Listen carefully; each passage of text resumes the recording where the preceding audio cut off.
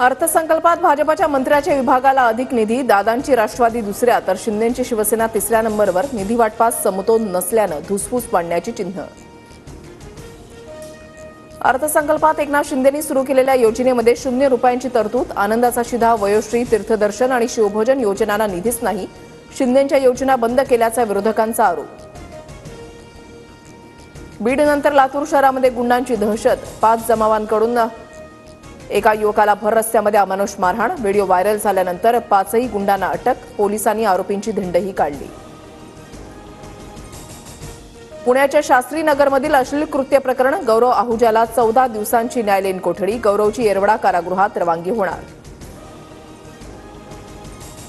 काहींना महाकुंभमधील गंगाजलने त्रास होतो, पण रात्री 7:30 नंतरच्या पाण्याने त्रास होत नाही। नितेश राणेंचा नाव न घेता राज ठाकरेंवर निशाणा, राज ठाकरेंनी महाकुंभमधील पाण्यावरून उडवली होती खिल्ली। जन्म अथवा मृत्यू प्रमाणपत्रांसाठी पुरावे नसताना अर्ज केल्यास थेट फौजदारी कारवाई होणार। बनावट प्रमाणपत्र रोखण्यासाठी महसूल विभागाचा महत्त्वाचा निर्णय, संबंधित अर्जाची तपासणी पोलीस विभागामार्फत होणार।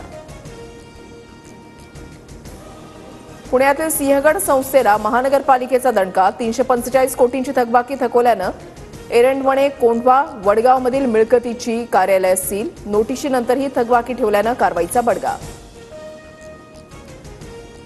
मैं क्यों मराठी बोलू, एअरटेलच्या महिला कर्मचाऱ्याची मुजोरी, महाराष्ट्र खरेदी केलात का असं म्हणत मराठीमध्ये बोलायला सांगणाऱ्या तरुणाशी वाद, मनसे आक्रमक झाल्यानंतर महिलेला कामावरून काढण्याचं कंपनीचं आश्वासन।